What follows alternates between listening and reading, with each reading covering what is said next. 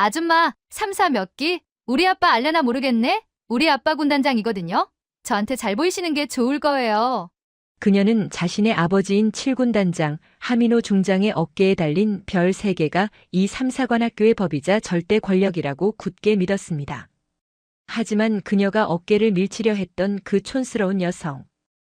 그녀는 바로 현역 육군 인사사령관이었고, 그녀의 어깨 위에는 그녀의 아버지만큼이나 무겁고 서슬퍼런 똑같은 3개의 별이 빛나고 있었습니다. 과연 자신의 정체를 모른 채 덤벼든 이 오만한 생도에게, 그리고 그녀를 괴물로 만든 부패한 훈육관과 칠군단장에겐 강채린 중장은 어떤 심판을 내렸을까요? 숨막히는 새벽 공기가 폐부를 찌른다. 아직 동이 트기도 전인 이른 새벽 경상북도 영천에 위치한 대한민국 육군 3사관학교의 충성관 3중대 3학년생도 생활관 복도는 얼음장처럼 차가웠다. 그 차가운 대리석 바닥에 수십 명의 3학년 생도들이 대가리 박아 자세로 신음조차 삼키고 있었다. 그들의 머리 위로 완벽하게 다려진 전투복 차림의 4학년 생도들이 도열해 있었다. 그들의 살기 어린 시선은 오직 한 곳, 복도 중앙에서 유독 거친 숨을 몰아쉬는 한 생도에게 향해 있었다. 윤지수. 목소리는 낮고 날카로웠다. 3중대 중대장 생도 4학년 하수영이었다. 그녀는 팔짱을 낀 채 바닥에 머리를 박고 있는 윤지수의 어깨를 전투화 앞굽으로 툭 찼다. 단순한 접촉이 아니었다. 발끝에 체중을 실어 상대를 모욕하는 명백한 폭력이었다. 대답 안 해? 내년 때문에 지금 3학년 동기 전체가 이 모양 이 꼴인 거 안 보여? 여기가 너희 집 안방인 줄 알아? 어디서 굴러먹던 년이 사관생도라고 전투복 입혀주니까 눈에 뵈는 게 없지? 윤지수는 입술을 깨물다 못해 피맛이 배어나왔지만 신음소리 한 번 내지 못했다. 바닥에 닿은 이마가 깨질 듯 아팠지만 그보다 더한 것은 수치심이었다. 동기들이 자신 때문에 함께 고통받고 있다는 죄책감이 그녀의 목을 졸랐다. 사건의 발단은 어처구니 없을 정도로 사소했다. 어제 저녁 식사 시간 식판을 들고 이동하던 윤지수가 모퉁이를 돌던 하수영과 부딪힐 뻔했다는 것. 윤지수는 반사적으로 죄송합니다. 라고 외치며 자세를 낮췄지만 하수영은 그것을 자신에 대한 도전으로 받아들였다. 감히 3학년 따위가 자신의 진로를 막아섰다는 이유였다. 똑바로 해. 너희 3학년은 동기에도 없어. 저런 고문관 하나 때문에 다 같이 머리 박고 있는데 아무도 전연 머리채를 잡는 년이 없어. 기수 전체가 그냥 빠진 거야? 하수영의 목소리가 복도 전체를 울렸다. 다른 4학년 생도들은 팔짱을 낀 채 이 광경을 즐기고 있었다. 그들에게 3학년은 후배 장교 후보생이 아니라 자신들의 스트레스를 풀기 위한 노예에 불과했다. 윤지수 생도. 너 3사 몇 기야? 이미 답을 아는 질문이었다. 그것은 질문이 아니라 확인이었다. 너와 나 사이에는 넘을 수 없는 기수라는 벽이 존재한다는 확인. 3학년 생도 윤지수입니다. 그래, 3학년. 이제 겨우 대학 2년 마치고 기어들어온 찌끄레기. 하수영이 윤지수의 머리맡에 침을 뱉었다. 여기가 무슨 동네 대학 동아리인 줄 알아? 너 하나 때문에 우리 4학년 전체의 명예가 실추됐어. 내까짓게 감히 4학년 중대장 생도의 심기를 건드려. 그때 복도 끝에서 인기척이 들렸다. 3중대 훈육관인 민병철 소령이었다. 밤샘 당직 근무에 지친 듯한 표정이었지만 그는 복도에 집합한 생도들을 보고도 못 본 척 지나가려 했다. 무궁화 하나 계급장의 위관 장교였지만 그는 4학년 생도인 하수영을 건드리지 못했다. 충성. 훈육관님 좋은 아침이십니다. 하수영이 먼저 완벽한 각도로 격려했다. 그녀의 목소리는 방금 전의 살기 대신 상냥함이 묻어났다. 민병철 소령은 헛기침을 하며 마지못해 걸음을 멈췄다. 아, 하생도. 주말 아침부터 수고가 많군. 이건 또 뭔가? 그는 머리를 박고 있는 3학년 생도들을 턱짓으로 가리켰다. 3학년들 군기가 너무 빠진 것 같아서 교육 중이었습니다. 요즘 신입생도들은 사관생도라기보다는 그냥 대학생 나부랭이 같습니다. 이래서야 나중에 야전에서 소대장 임무나 제대로 수행하겠습니까? 민소령은 곤란하다는 듯 머리를 극적였다. 그는 하수영의 아버지가 자신과는 하늘과 땅 차이인 현직 제7기동군단장, 육군 중장 하민호라는 사실을 잘 알고 있었다. 자신의 진급 심사가 얼마 남지 않은 시점에서 별 3개의 딸을 건드려 좋을 것은 하나도 없었다. 하생도의 리더십은 내가 인정하지. 하지만 너무 과격하게는 하지 말게. 주말 아닌가. 적당히 하고 쉬게 해. 염려 놓으십시오. 훈육관님, 확실하게 교육시키겠습니다. 민병철 소령은 하수영의 어깨를 가볍게 두드리고는 서둘러 자리를 떴다. 그것은 묵인을 넘어선 동조였다. 자네 아버지를 봐서 눈 감아 줄 테니 내 진급이나 신경 써달라는 무언의 신호였다. 훈육관이 사라지자 하수영의 얼굴에서 미소는 순간에 사라졌다.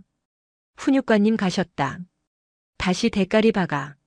하수영은 윤지수를 노려보며 싸늘하게 말했다. 그리고 윤지수, 넌 오늘 외출 금지다. 대신 내 방으로 와. 밀린 전투 발표 자료가 좀 있어서 말이야. 내 동기들을 고생시킨 만큼 머리로라도 갚아야지. 안 그래? 윤지수의 눈에 절망이 가득했다. 단순한 가혹행위가 아니었다. 하수영은 지난 몇 달간 자신의 모든 전공 과제와 전투 발표 자료, 심지어 졸업을 앞두고 준비해야 할 논문의 자료 조사와 번역까지 윤지수에게 강요하고 있었다. 거부하는 날에는 어김없이 기수 열외라는 이름의 투명인간 취급과 동기 전체를 대상으로 한 연대 책임 얼차려가 뒤따랐다. 윤지수는 정규 육군 장교가 되어 조국을 지키겠다는 일념 하나로 편입을 결심했다. 하지만 지금 그녀가 마주한 현실은 군인의 명예를 팔아먹는 부조리의 한복판이었다. 그날 밤 모두가 잠든 시각. 윤지수는 화장실 칸에 숨어들어 작은 수첩을 꺼냈다. 불빛 하나 없는 어둠 속에서 그녀는 휴대폰 불빛에 의지에 떨리는 손으로 편지를 쓰기 시작했다. 이것이 마지막 희망이었다. 훈육관도 생도대장도 학교장도 모두 하민호 중장의 그늘 아래에 있었다. 그녀가 기댈 곳은 단 하나, 그들과 다른 라인에 서 있는 3사 출신이라는 자부심으로 똘똘 뭉친 단 한 사람뿐이었다. 수신이는 3사관학교 출신 최초의 여군 군단장이자 현재 육군 본부의 핵심 요직인 인사사령관. 모든 3사 출신 여군들의 전설이자 강철 여왕이라 불리는 육군 중장 강채린이었다. 존경하는 강채린 사령관님. 저는 3사관학교 OX기 3학년생도 윤지수입니다. 실명을 밝히는 이유는 이 편지가 마지막이 될 수도 있기 때문입니다. 지금 우리 학교는 아니 적어도 제가 속한 3중대는 지옥입니다. 4학년 하수영 중대장 생도는 7군단장의 딸이라는 이유로 훈육관의 묵인하에 폭언과 폭력을 일삼고 있습니다. 하지만 단순한 가혹행위가 아닙니다. 하 생도는 저를 포함한 3학년 생도들에게 자신의 모든 전공 과제와 전투 발표 자료, 심지어 졸업 논문이 대필까지 강요하고 있습니다. 저희는 장교가 되기 위해 이곳에 왔지 누군가의 노예가 되기 위해 온 것이 아닙니다. 사관생도의 명예는 썩어 문드러졌고 그 자리에는 오직 폭력과 복종만이 존재합니다. 사령관님, 사령관님께서도 3사 출신이시지 않습니까? 제발 저희의 명예를, 우리 3사의 촛불을 지켜주십시오. 윤지수는 편지를 접어 봉투에 넣었다.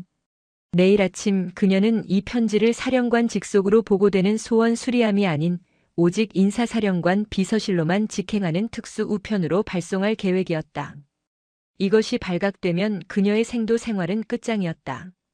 하지만 이대로라면 그녀의 영혼이 먼저 끝장날 터였다. 서울 용산구 대한민국 육군 본부 청사. 거대한 태극기와 육군기가 도열한 집무실에서 육군 인사사령관 강채린 중장이 방대한 결제 서류를 검토하고 있었다. 그녀의 어깨에 달린 3개의 별 삼정성은 단순히 그녀의 서열을 나타내는 표식이 아니었다. 그것은 3사관학교 출신이라는 편견, 그리고 여군이라는 이중의 유리천장을 뚫고 야전과 정책의 최전선에서 피와 땀으로 쌓아 올린 철의 의지 그 자체였다. 부하들은 그녀를 존경과 두려움을 담아 강철 여왕이라 불렀다. 늦은 밤 집무실에 홀로 남은 강채린 중장에게 비서실장인 김소령이 조심스럽게 다가왔다. 사령관님, 특수 우편물입니다. 발신지가 영천입니다. 보낸 이의 실명이 적혀 있습니다. 3사관학교 생도입니다. 영천? 강채린의 미간이 좁아졌다.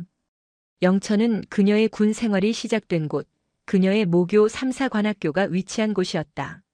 사령관 직속의 비공개 채널로 그것도 실명으로 투서가 온다는 것은 보통 일이 아니었다. 이리 줘. 그녀는 의아한 표정으로 얇은 서류 봉투를 받았다. 봉투를 뜯자 공포와 절박함으로 미세하게 떨리는 듯한 글씨체가 눈에 들어왔다. 존경하는 강채린 사령관님, 저는 3사관학교 OX기 3학년생도 윤지수입니다. 편지를 읽어내려가는 강채린의 표정이 얼음장처럼 굳어졌다. 4학년 하수영 중대장생도 인간 이하의 취급, 조리 돌림. 그녀가 생도 시절 그토록 뿌리 뽑으려 했던 악습이 버젓이 살아 숨쉬고 있었다. 단순한 가혹 행위가 아닙니다. 졸업 논문의 대필까지 강요하고 있습니다. 논문 대필? 강채린은 숨을 참았다. 가혹 행위는 연막이었다. 그 뒤에 숨은 본질은 학문적 부패이자 사관학교의 존재 이유인 명예의 실종이었다. 하수영이라. 그녀는 그 이름을 나직이 은조렸다. 어렴풋이 기억나는 이름이었다. 얼마 전 진급 심사 자료에서 보았던 이름. 육군 제7기동군단장 하민호 중장의 딸. 강채린은 하민호 중장을 잘 알았다. 그는 자신과 같은 별 3개였지만 늘 한 발 앞서 나갔던 육사 출신의 엘리트였다. 그리고 그런 그는 야전에서의 성과와 능력으로 자신을 따라잡은 3사 출신의 여군 강채린을 노골적으로 무시하고 견제했다. 3사 출신 주제에 여군이 감이라는 말을 입에 달고 살던 자였다. 훈육관마저 묵인한다는 것은 이 병폐가 생도들의 수준을 넘어 하민호의 그림자가 드리워져 있다는 의미다. 강채린은 편지를 내려놓고 의자 깊숙이 몸을 기댔다. 그녀의 눈빛이 야전 병동에서 가장 위급한 환자를 마주한 외과 의사처럼 차갑고 날카로워졌다. 썩은 환부는 지체 없이 도려내야 했다. 하지만 그녀는 사복을 입고 잠입하는 식의 유치한 행동을 하지 않았다. 그녀는 인사사령관이었다.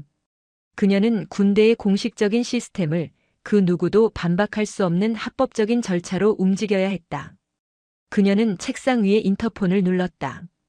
김소령, 지금 즉시 인사사령부 감찰실장, 법무실장 내 집무실로 들어오라고 해.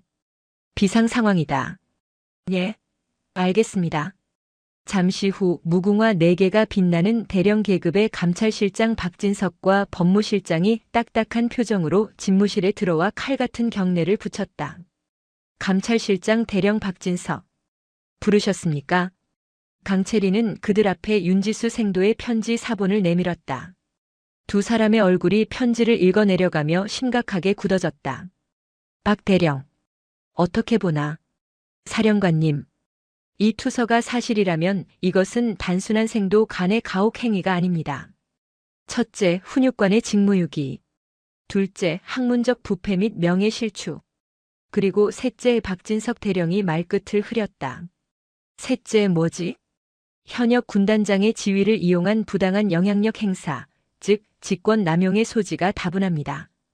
3중대 훈육관이 민병철 소령이라고 했습니다.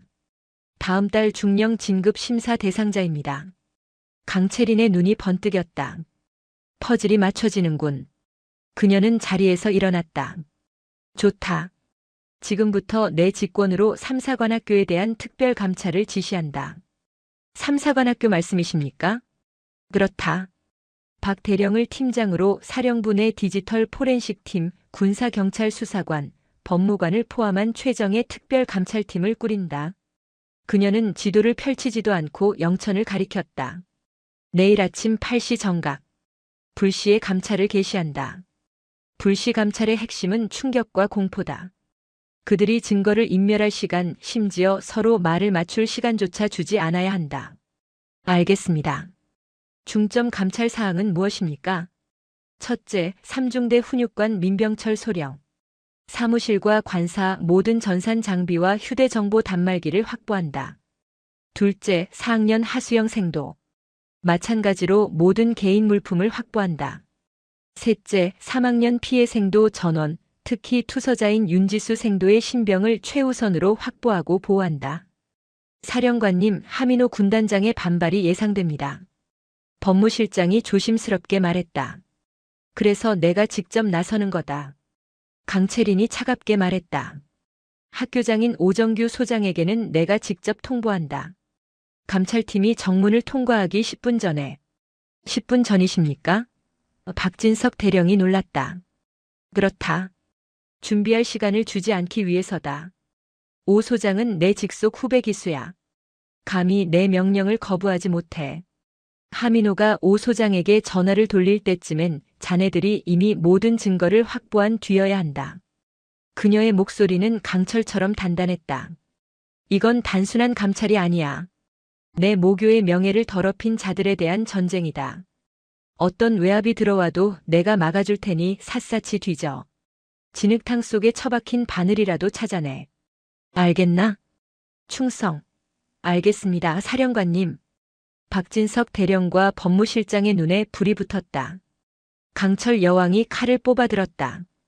다음 날 이른 아침. 삼사관학교는 평소와 다름없는 하루를 시작하고 있었다. 생도들은 아침 구보를 마치고 식사 후 오전 수업을 준비하고 있었다. 삼중대 훈육관 민병철 소령은 자신의 사무실에서 커피를 마시며 어제 하수영 생도가 건넨 최고급 양주를 떠올리며 흐뭇한 미소를 짓고 있었다. 이번 중령 진급은 따놓은 당상이군. 그때 그의 책상 위에 놓인 군용 전화기가 비명처럼 울렸다. 생도대장 김한석 준장이었다. 민소령, 자네 지금 뭐하고 있어? 당장 학교장실로 튀어와. 아니, 됐다. 그냥 거기 꼼짝 말고 있어. 예? 준장님, 그게 무슨... 동시에 삼사관학교 교장 오정규 소장은 자신의 집무실에서 붉은색 비화기를 든 채 사색이 되어 있었다. 수화기 너머에서는 그의 하늘 같은 대선배이자 현직 인사사령관인 강채린 중장의 얼음 같은 목소리가 흘러나오고 있었다. 오 소장, 방금 말했듯이 내 직권으로 특별감찰팀이 10분 후 정문을 통과한다. 이유는 묻지 마. 자네가 할 일은 딱 하나다. 감찰팀의 모든 활동을 무조건 보장하는 거야. 삼중대 훈육관 민병철 소령, 4학년 하수영 생도. 이 두 사람의 신병과 모든 증거가 확보될 때까지 학교 전체를 통제해. 사령관님, 도대체 무슨 일이? 하수영 생도라면 하민호 군단장님 따님인데. 그래서 내가 직접 나선 거라고 했다. 오 소장, 자네까지 이 진흙탕에 발목 잡히고 싶지 않다면 내 지시에 무조건 따라. 알겠나? 이건 명령이다. 충성. 알겠습니다. 오정규 소장이 전화를 끊자마자 문이 부서져라 열리고 생도대장 김한석 준장이 뛰어들어왔다. 학교장님, 방금 위병소에서 인사사령부 직할 감찰팀이 헌병대 차량까지 대동하고 정문을 통과했습니다. 알고 있네. 같은 시각 삼사관학교 교정은 그야말로 아수라장이 되었다. 검은색 세단과 헌병 마크가 선명한 차량들이 먼지를 일으키며 충성관 3중대 생활관 앞에 멈춰 섰다. 수업을 받기 위해 이동하던 생도들이 공포에 질린 눈으로 그들을 바라보았다. 감찰실장 박진석 대령이 차에서 내리며 소리쳤다. A팀은 3중대 훈육관실, B팀은 4학년 생활관, C팀은 3학년 생활관을 장악한다. D팀은 교내 전산실 서버를 확보한다. 지금 이 순간부로 3중대는 전원 활동 중지. 증거 인멸 시도 시 현행범으로 체포한다. 수업 준비를 하던 민병철 소령의 사무실 문이 거칠게 열렸다. 박진석 대령과 헌병 2명이 들이닥쳤다. 당신들 누구요? 인사사령부 감찰실장 박진석 대령이다. 박 대령이 자신의 신분증을 민 소령의 코앞에 내밀었다. 민병철 소령. 지금부터 직무유기 및 부패 혐의로 특별감찰을 개시한다. 헌병. 이자의 신병을 확보하고 사무실을 압수수색한다. 뭐들 하는 짓이야. 이거나. 내가 누군지 알아. 내가 하민호 군단장님하고 의학. 민소령의 마지막 발악은 헌병의 우악스러운 손길에 막혔다. 동시에 4학년 강의실. 하수영은 지루하다는 듯 창밖을 내다보고 있었다. 그때 강의실 문이 열리고 헌병이 들어왔다. 4학년 하수영 생도. 접니다만. 사령관 명령이다. 감찰 조사를 위해 동행해야겠다. 지금 즉시. 강의실에 있던 모든 생도들의 시선이 그녀에게 쏠렸다. 하수영의 얼굴이 치욕으로 붉게 물들었다. 지금 뭐 하시는 거예요? 내가 왜 감찰에 불응하는 건가? 하수영은 입술을 깨물며 자리에서 일어났다. 그녀의 오만했던 어깨가 미세하게 떨리고 있었다. 한편 C팀은 3학년 생활관으로 향했다. 팀장인 여군 소령이 윤지수의 관물대 앞에 섰다. 마침 수업 준비를 위해 잠시 들른 윤지수와 눈이 마주쳤다. 3학년 윤지수 생도. 네. 여군 소령이 부드럽지만 단호하게 말했다. 나는 인사사령부 감찰팀 소속이다. 자네가 보낸 편지 사령관님께서 직접 읽으셨다. 윤지수의 눈에서 참았던 눈물이 터져나왔다. 자세한 이야기는 따로 하지. 지금부터 넌 감찰팀의 특별 보호를 받는다. 우리가 자네의 모든 개인 물품과 전산 장비를 확보하겠다. 이건 처벌이 아니라 증거를 확보하기 위함이니 협조해 주길 바란다. 박진석 대령은 학교 장실에 임시 지휘소를 차렸다. 오정규 소장은 자신의 방에서 졸지의 손님이 되어버렸다. 박 대령 도대체 이게 무슨...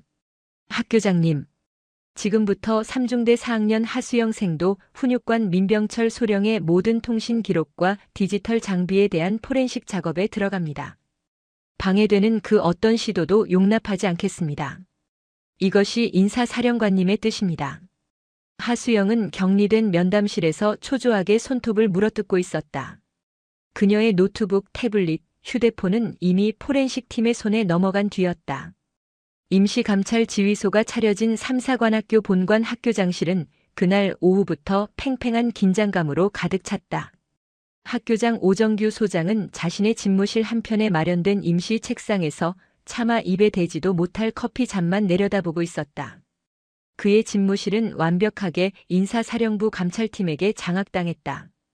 진짜 전쟁은 디지털 포렌식 팀이 압수한 증거물들을 분석하기 시작하면서부터였다. 하수영 생도의 최신형 노트북, 태블릿 PC, 그리고 2대의 스마트폰. 민병철 소령의 사무실 PC와 개인 휴대폰. 이것들은 단순한 전자기기가 아니라 부패의 전모를 담은 판도라의 상자였다. 팀장님, 나왔습니다. 저녁 식사도 거른 채 모니터에 콜을 받고 있던 포렌식 요원 하나가 박진석 대령을 불렀다. 그의 목소리는 낮았지만 흥분을 감추지 못했다. 하수영 생도의 개인 클라우드 저장소입니다. 백업이라는 위장 폴더 안에 이걸 보시죠. 모니터에는 3학년 노예들이라는 이름의 폴더가 떡하니 나타났다. 박진석 대령의 미간이 좁혀졌다. 열어봐. 폴더 안에는 하위 폴더들이 기수별, 이름별로 정리되어 있었다. 윤지수 전용, 박엑스미, 김엑스현 그리고 그 안에는 수백 개의 한글과 워드 파일, 파워포인트 파일들이 저장되어 있었다. 학교 학사 정보 시스템과 크로스 체크했습니다. 포렌식 요원의 손가락이 바쁘게 키보드를 두드렸다. 여기 3학년 윤지수 생도가 파일을 하수영에게 제출한 시각이 지난달 15일 23시 48분입니다. 그리고 20분 뒤인 16일 0시 8분 하수영 생도가 자기 이름으로 표지가리만 해서 교내 서버에 과제를 제출한 로그가 확인되었습니다. 미친년이군. 박진석 대령의 입에서 거친 말이 튀어나왔다. 이것은 단순한 대필이 아니었다. 명백한 학문적 범죄이자 동료 생도에 대한 조직적인 착취였다. 이것만이 아닙니다. 팀장님, 졸업 논문 폴더입니다. 화면에는 졸업 논문계의 최종 파일이 열렸다. 그리고 그 안에는 하수영이 작성한 것으로 보이는 지시사항이 적나라하게 적혀 있었다. 자기가 한 건 결론뿐이군. 박 대령이 헛웃음을 쳤다. 사관학교 졸업 논문을 조별 과제처럼 아니 노예들에게 하청을 맡겼어. 같은 시각 다른 격리실에서는 윤지수 생도에 대한 보호 면담이 진행되고 있었다. 감찰팀 소속의 여군 소령이 그녀와 마주 앉아 있었다. 윤지수는 처음에는 자신 때문에 일이 커진 것 같아 두려움에 떨었지만 이내 모든 것을 쏟아냈다. 처음에는 거부했습니다. 윤지수의 목소리가 떨렸다. 하지만 제가 과제를 거부한 다음 날 저희 3학년 3중대 전체가 전투복 차림으로 연병장을 돌아야 했습니다. 하수영 생도가 3학년 전체 기강 회의를 이유로 얼차려를 부여했고 4학년 생도들이 돌아가며 윤지수 하나 때문에 이게 무슨 고생이냐고 욕설을 퍼부었습니다. 집단 따돌림을 유도한 거군. 네. 동기들 볼 면목이 없었습니다. 제가 버티면 동기들이 다쳤습니다. 하수영 생도는 그걸 정확히 이용했습니다. 동기들은 저를 원망하기 시작했고 저는 어쩔 수 없이 그녀의 과제를 받아들 수밖에 없었습니다. 그것은 단순한 폭력이 아니라 동기애라는 가장 중요한 가치를 인질로 삼은 고도의 심리적 고문이었다. 밤이 깊어졌다. 포렌식 사무실의 공기는 담배 연기 대신 쿨링팬 소리와 키보드 소리로 가득 찼다. 그리고 마침내 결정적인 증거가 터져나왔다. 팀장님, 민병철 소령 휴대폰, 카카오톡 복원 완료됐습니다. 하수영 생도와의 대화 내역입니다. 모니터에 떠오른 대화창. 박진석 대령의 눈이 가늘어졌다. 하생도 소령님 저 수영이에요. 주말에 3학년 애들 교육 좀 시켰는데 너무 시끄럽게 했나요? 민병철 소령 하생도. 훈육관이 못 본 걸로 할 테니 다음부턴 조용히 하게. 훈육단장이 자네 좀 지켜보고 있으니. 하생도 넵. 걱정 마세요. 그나저나 아버지께서 소령님 무궁화 3개 진급, 이번에는 꼭 되도록 힘써 주신다고 전해 달랍니다. 아빠가 이번 인사자료 검토하신대요. 민병철 소령 허허. 역시 하생도밖에 없네. 하 군단장님께 안부 전해주게. 3학년 애들은 내가 잘 구슬려 놓을게. 걔들 외출 통제 권한은 나한테 있으니까. 하생도 역시 소령님 짱. 제가 주말에 아버지 관사에서 가져온 거 하나 챙겨드릴게요. 사무실에 살짝 넣어둘게요. 민병철 소령. 박진석 대령은 온몸에 소름이 돋는 것을 느꼈다. 이것은 묵인이 아니었다. 명백한 공모이자 진급이라는 뇌물을 약속받고 생도들의 인권을 팔아넘긴 추악한 거래였다. 이건 박 대령이 마른 입술을 핥았다. 이건 우리가 덮을 수 있는 수준을 넘어섰어. 박진석 대령은 그 즉시 학교장 오정규 소장에게 보안 유지를 엄중히 경고한 뒤 다음 날 새벽 첫 헬기로 영천을 떠났다. 그의 손에는 3학년 노예들 폴더와 카카오톡 대화 내역이 담긴 암호화된 USB 저장 장치가 들려 있었다. 이 사안은 더 이상 유선으로 보고할 수 있는 수준이 아니었다.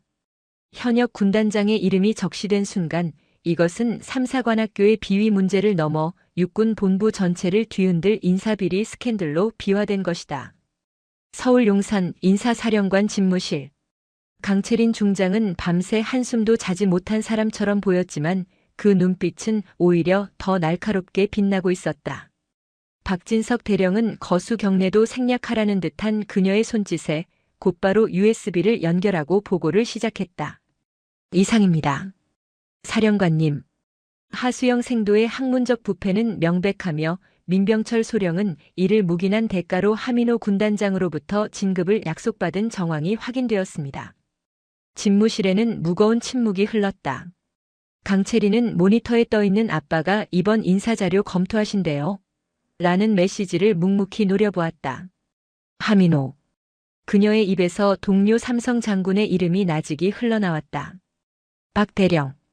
수고했네. 이 증거는 내가 직접 다루지. 사령관님. 하 군단장의 반발이. 반발? 강채린이 차갑게 웃었다.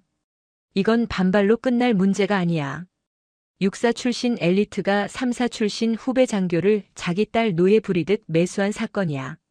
내가 이걸 덮는다면 난 3사 교정에 발을 들릴 자격도 없는 거다. 그녀는 자리에서 일어났다. 박 대령은 즉시 영천으로 복귀해. 감찰은 아직 끝나지 않았어.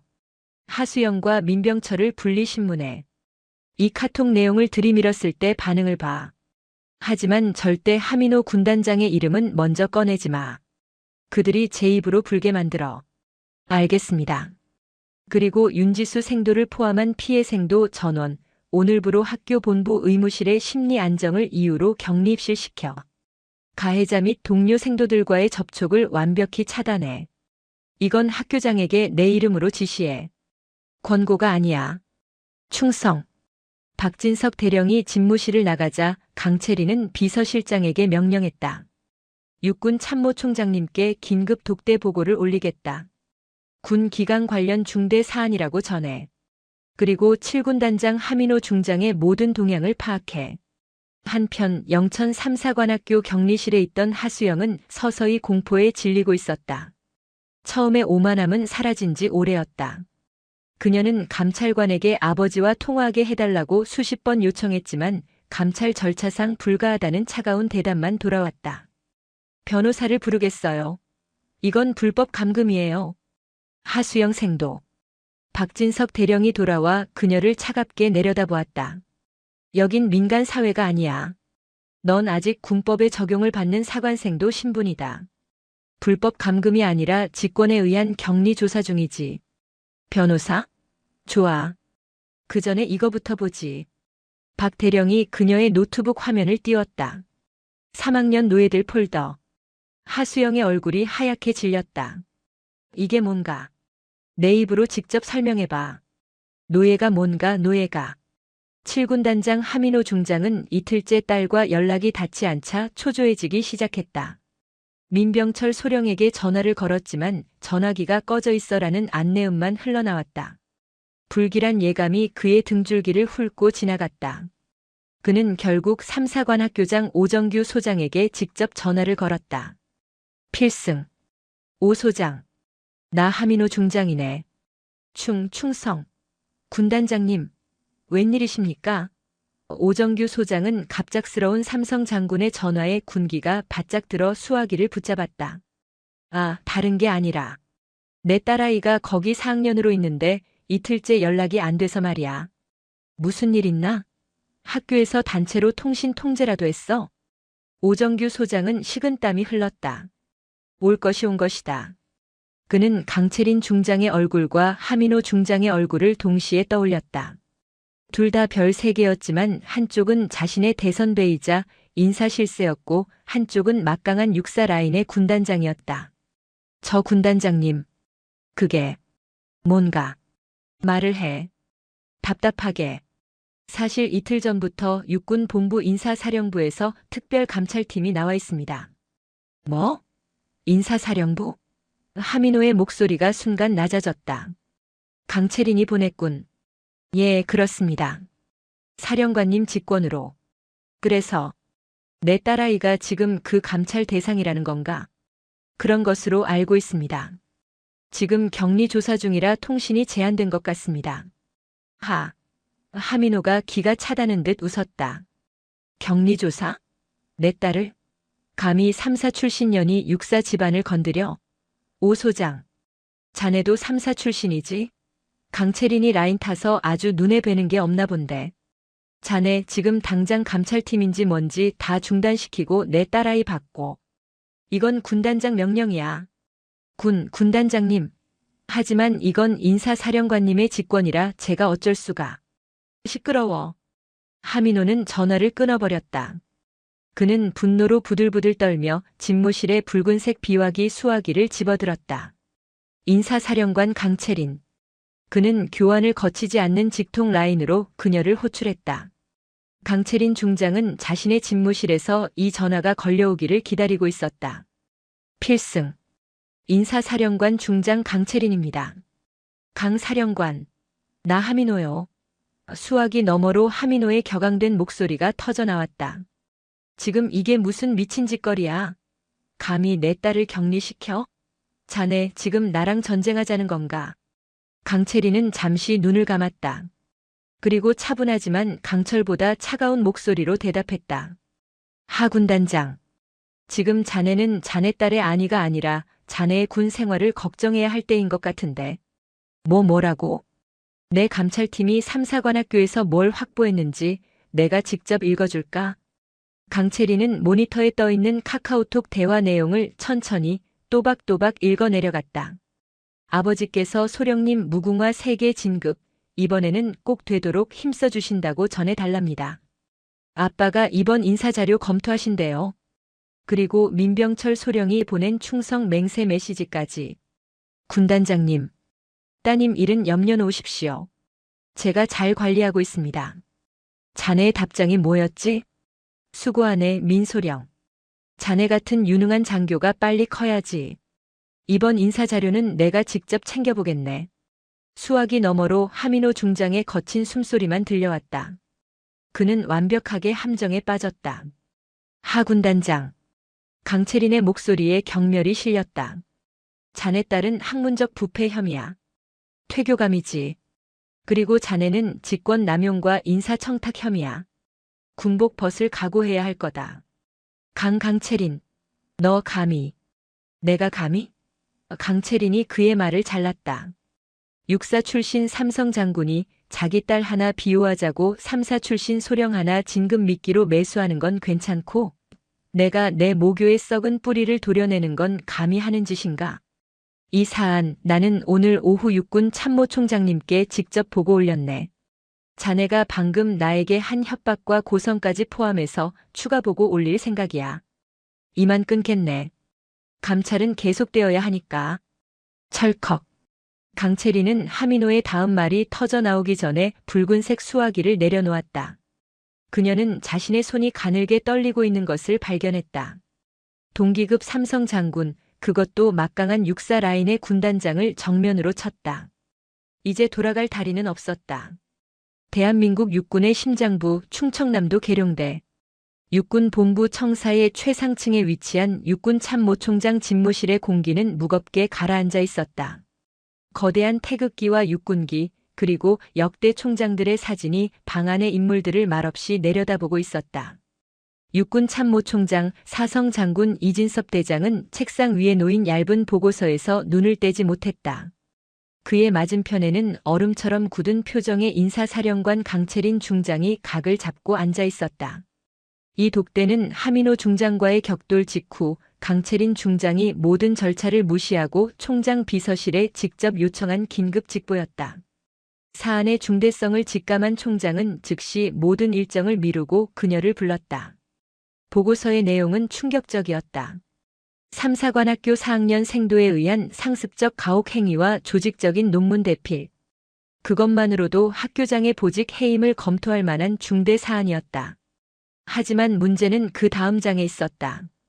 증거자료 이훈육관 민병철 소령, 4학년 하수영 생도간 통신 내역. 증거자료 3훈육관 민병철 소령 -제7기동군단장 하민호 중장간 통신 내역. 참모총장의 두꺼운 손가락이 이번 인사자료는 내가 직접 챙겨보겠네라는 하민호 중장의 메시지 위를 천천히 쓸어내렸다. 이 증거 확실한가? 총장의 목소리는 낮고 굵었다. 인사사령부 직할 디지털 포렌식 팀이 민병철 소령의 개인 휴대정보 단말기에서 직접 복원한 자료입니다. 교차 검증 완료했습니다. 강채린이 망설임 없이 대답했다. 하민호. 총장이 나직이 그의 이름을 불렀다. 육사 3X기. 야전에서 잔뼈가 굵은 지휘관이야. 군단 장악 능력도 탁월하고 무엇보다. 총장은 말을 아꼈다. 무엇보다 육사 출신 핵심 라인이라는 뜻이었다. 강 사령관. 총장이 강채린을 바라보았다. 이 사안 자네와 하 군단장 간의 개인적인 감정은 없다고 봐도 되겠나? 그것은 총장으로서 던져야 할 당연한 질문이었다. 3사 출신 여군 장군과 6사 출신 남군 장군. 그들의 오랜 라이벌 관계는 군 내부에서 공공연한 사실이었다. 강채린은 조금도 흔들리지 않았다. 총장님, 저는 제 모교의 기강을 바로잡기 위해 감찰을 지시했습니다. 하지만 이 증거는 제 모교의 문제를 넘어 육군 전체의 인사 공정성을 뒤흔드는 문제입니다. 제 개인적인 감정으로 삼성 장군의 군 생활을 거론할 만큼 어리석지 않습니다. 그녀는 자리에서 일어나 참모총장을 향해 경례했다. 총장님, 저는 이 사안이 단순한 비위 조사가 아닌 육군의 명예를 건 수사로 전환되어야 한다고 판단합니다. 7군 단장은 인사사령부의 감찰 대상이 아닙니다. 총장님의 직권 혹은 그 이상의 권한이 필요합니다. 그녀의 말은 명료했다. 인사사령관이 동기급 군단장을 감찰할 수는 없으니 참모총장이 직접 나서거나 혹은 국방부 장관에게 보고해 국방부 조사본부를 움직여야 한다는 뜻이었다. 참모총장은 무겁게 고개를 끄덕였다. 강채린의 보고는 감정적이지 않았고 절차상 완벽했다. 그녀는 하민호를 쳐내라고 말하지 않았다. 그저 증거가 여기 있으니 시스템대로 처리해달라고 요구했다. 알겠네. 총장이 결심했다. 강 사령관. 수고했어. 하 군단장에 대한 조치는 내가 직접 지시한다. 자네는 인사사령관 본연의 임무에 집중하게. 총장님. 강채린이 집무실을 나서기 전 마지막으로 말을 이었다. 이 사안 하민호 군단장이 어제부로 제 감찰 활동에 대해 부당한 압력을 행사하려 했습니다. 감찰실장이 아닌 제게 직접 전화를 걸어 감찰 중단을 협박했습니다. 총장의 눈썹이 꿈틀거렸다. 알겠다. 그것까지 포함해서 내가 직접 처리하지. 강채린이 집무실을 나서는 순간 참모총장은 즉시 비서실장을 불렀다. 지금 당장 국방부 장관님께 긴급 독대보고 올린다. 그리고 육군 감찰실장과 군사경찰실장을 내 집무실로 호출해. 하민호가 동원할 수 있는 육사 인맥보다 강채린이 움직인 참모총장이라는 공식적인 지휘 계통이 훨씬 더 빠르고 강력했다. 참모총장의 지시가 떨어진 다음 날 3사관학교는 다시 한번 발칵 뒤집혔다. 이번에는 인사사령부 감찰팀이 아니었다. 계룡대에서 직접 파견된 육군 본부 감찰실 고등수사팀과 헌병 수사관들이었다. 이것은 더 이상 감찰이 아니었다. 명백한 수사였다. 민병철 소령은 자신의 사무실에서 수갑을 찼다. 그는 박진석 대령의 신문에서부터 이미 무너져 있었다. 하지만 육군 본부에서 직접 나온 수사관들 앞에서는 신락 같은 희망조차 사라졌다. 민병철 소령. 직권 남용 및 술의 약속 혐의로 긴급 체포한다. 사 살려주십시오. 저는 하군단장님께서 지시하신 대로. 그 말은 군사법원 가서 하게. 수사관은 차갑게 그의 말을 잘랐다. 민병철 소령은 자신의 중령 진급을 약속받았던 그 휴대폰 메시지 때문에 자신의 군 생활은 물론 연금까지 박탈당할 위기에서 군사구치소로 이송되었다. 같은 시각 3사관학교 본관 대회의실에서는 특별징계위원회가 열렸다. 징계위원장은 학교장 오정규 소장이 맡았지만 실질적인 회의는 강채린 중장이 상급부대 지휘관 자격으로 배석하여 주도했다. 피징계자석에는 4학년 하수영 생도와 가혹행위에 동조했던 4학년 생도 4명이 나란히 앉아 있었다. 피징계자 4학년 생도 하수영. 징계 사유에 대해 발언할 기회를 주겠다. 오정규 소장이 절차에 따라 물었다. 하수영은 여전히 고개를 빳빳이 들고 있었다. 아버지가 어떻게든 자신을 구해줄 것이라 믿는 듯 했다. 인정할 수 없습니다. 이건 명백한 표적 감찰입니다. 3학년 후배들의 일방적인 주장이며 저를 음해하려는 모함입니다. 증거가 있습니까? 그녀의 오만한 목소리가 회의실을 울렸다. 징계위원들의 표정이 굳어졌다. 강채린 중장이 조용히 손을 들었다. 위원장, 발언권을 요청합니다. 허가합니다. 강채린은 박진석 대령에게 눈짓했다. 대회의실에 대형 스크린이 켜졌다. 그리고 그곳에 하수영의 개인 클라우드 저장소 화면이 떴다. 3학년 노예들. 하수영의 눈이 경악으로 물들었다. 피징계자 하수영. 강채린의 목소리는 마이크가 필요 없을 정도로 회의실을 장악했다. 저 폴더명이 후배들의 일방적인 주장인가? 저 폴더 안에 들어있는 자네 이름으로 제출된 수백 개의 과제물 파일이 모함인가? 그것은 강채린은 다음 화면을 지시했다. 윤지수 생도에게 졸업 논문 대피를 지시한 문서였다. 자네는 사관 생도의 명예를 스스로 진흙탕에 처박았어. 폭력으로 후배들을 억압하고 그들의 노동력을 착취했지. 그건 사관 생도가 아니라 뒷골목 양아치나 하는 짓이야. 강채린이 오정규 소장을 바라보며 말했다. 위원장, 증거는 차고 넘칩니다.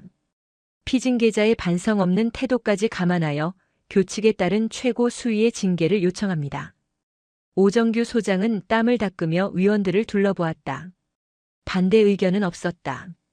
징계위원회 의결 결과를 발표한다. 오정규 소장이 판결문을 읽어 내려갔다. 국군 3사관학교 교육운영위원회는 4학년 하수영 생도가 사관 생도의 품위를 심각하게 손상시켰으며 반복적인 가혹 행위와 지휘권 남용 그리고 학칙이 금지하는 논문 대필 행위 등 도저히 장교로서 임관할 자격이 없다고 판단한다. 하수영의 숨소리가 거칠어졌다. 이에 4학년생도 하수영을 국군 3사관학교에서 퇴교 조치한다. 퇴교. 하수영의 눈이 초점을 잃었다. 4년간의 모든 것이 사라지는 순간이었다. 아버지가 자신을 지켜주지 못했다. 말도 안 돼. 내가 누군데 나한테 퇴교를 줘. 아빠. 아빠. 그녀의 발악은 회의실을 지키고 있던 헌병들에 의해 제지당했다.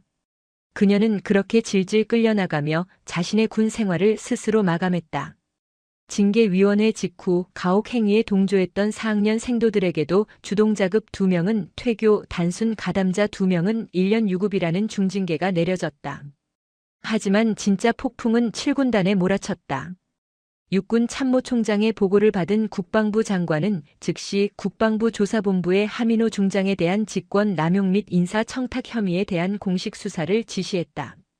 군 검찰이 현역 삼성 장군의 집무실과 관사를 압수수색하는 초유의 사태가 벌어졌다.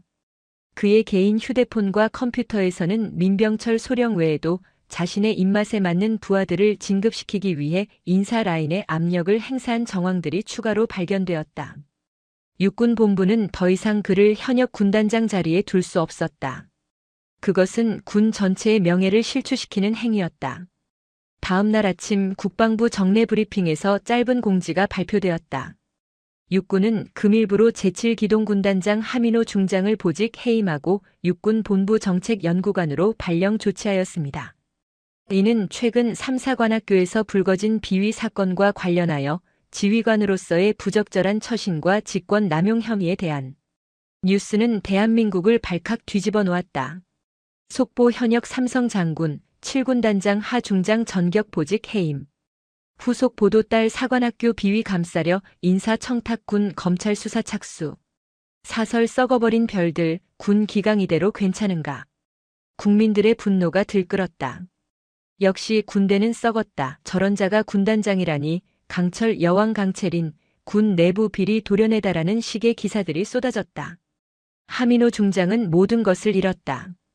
7군단장 이임식도 없이 그는 군단 사령부에서 쫓겨나듯 계룡대의 차가운 정책연구관 사무실로 출근해야 했다. 그곳은 아무런 보직도 부하도 없는 장군들의 무덤이었다. 그가 할 수 있는 일은 아무것도 없었다. 육사 동기들조차 그에게 전화를 걸지 않았다. 그는 완벽하게 고립되었다. 일주일 후 군 검찰의 소환 조사를 앞두고 그는 책상 서랍에서 A사 용지를 꺼냈다. 전역 지원 서명의 전역. 그는 명예라는 단어의 실소를 터뜨렸다. 하지만 불명예 강제 전역이라는 최악의 사태를 피하기 위해 그는 치욕 속에서 스스로 전역 지원서를 제출했다. 그의 30년 군 생활은 가장 불명예스러운 방식으로 막을 내렸다. 모든 폭풍이 지나간 며칠 후 3사관학교는 다시 안정을 되찾았다. 하지만 그 공기는 이전과 완전히 달랐다. 썩은 고름을 짜낸 뒤에 건강한 긴장감이 감돌았다. 하수영은 모든 짐을 싸서 부모의 차를 타고 정문을 빠져나갔다. 그녀는 더 이상 사관생도가 아닌 평범한 20대 민간인이었다. 그 어떤 생도도 그녀를 배웅하지 않았다. 그녀가 그토록 경멸했던 3학년 생도들은 생활관 창문 너머로 그녀의 차가 사라지는 것을 묵묵히 지켜보았다. 그들의 눈에는 더 이상 공포가 아닌 안도감과 함께 새로운 결의가 서려 있었다. 윤지수는 자신의 관물대에 붙어있던 강채린 중장의 빛바랜 사진을 바라보았다. 3사 출신의 전설. 자신이 보낸 편지 한 통이 거대한 바위 같던 부조리를 무너뜨린 것이다. 며칠 후 강채린 중장이 3사관학교를 공식 방문했다. 이번에는 감찰이 아닌 육군 인사사령관으로서의 정식 특별 강연을 위해서였다. 학교 강당 전생도들이 그녀의 등장을 숨죽여 지켜봤다. 그녀는 계급장이 선명한 정복 차림으로 연단에 섰다. 나는 오늘 여러분의 대선배로서 그리고 인사사령관으로서 이 자리에 섰다. 그녀는 사과하지 않았다. 대신 단호하게 말했다. 최근 우리 학교는 큰 홍역을 앓았다. 신성한 교정에서 장교의 명예를 더럽히는 불의와 부패가 발견되었다. 누군가는 이것을 전통이라 불렀고 누군가는 관행이라며 눈감았다. 누군가는 기수라는 이름으로 폭력을 정당화했고 누군가는 인맥이라는 이름으로 정의를 거래하려 했다. 강당은 숨소리 하나 들리지 않았다. 하지만 오늘을 기억하라. 여러분이 입은 이 군복은 여러분에게 주어진 특권이 아니라 여러분이 짊어져야 할 책임이다. 여러분 어깨에 달릴 다이아몬드는 후배들을 억압하는 흉기가 아니라 부하들의 생명을 구하고 조국을 지키는 신성한 도구여야 한다. 그녀는 강당 앞줄에 앉은 3학년 생도들 그 중에서도 고개를 빳빳이 들고 자신을 바라보는 윤지수 생도를 바라보았다. 불의를 보고 침묵하는 것은 불의에 동조하는 것이다. 가장 끔찍한 공포 속에서도 가장 용기 있는 목소리를 내는 것. 그것이 진정한 용기다. 진정한 리더십은 폭력적인 카리스마나 인맥에서 나오는 것이 아니라 가장 약한 자의 목소리를 들어주는 그 책임감에서 나온다. 강채리는 연설을 마쳤다. 썩은 고름은 짜내야 새 살이 돋는 법이다. 오늘부로 삼사관학교는 다시 태어났다. 여러분이 충성, 지혜, 용기라는 교훈을 이어받은 진정한 육군 장교로 거듭나길 바라며 또한 대한민국 육군의 자랑스러운 장교로 성장하길 명령한다. 충성. 강당이 떠나갈 듯한 경례 소리로 가득 찼다. 그 어떤 때보다 우렁차고 절도 있는 함성이었다. 강채린 중장은 강당을 나섰다. 그녀가 차에 오르기 전 윤지수 생도가 달려 나와 그녀의 앞을 막아섰다. 윤지수의 얼굴에는 더 이상 공포나 눈물이 없었다. 굳은 결의와 존경심만이 가득했다. 윤지수 생도는 자신의 군 생활 중 가장 크고 절도 있는 목소리로 경례했다. 충성. 사령관님, 가르침 절대 잊지 않겠습니다. 강채리는 그런 그녀를 바라보며 조용히 미소 지었다. 그녀는 윤지수 생도의 경례를 받으며 이 땅에 썩은 뿌리 하나가 뽑히고 그 자리에 건강하고 강인한 새싹이 돋아나는 것을 보았다. 그녀는 그 굳건한 촛불을 향해 강철 여왕으로서 가장 따뜻한 답례를 보냈다.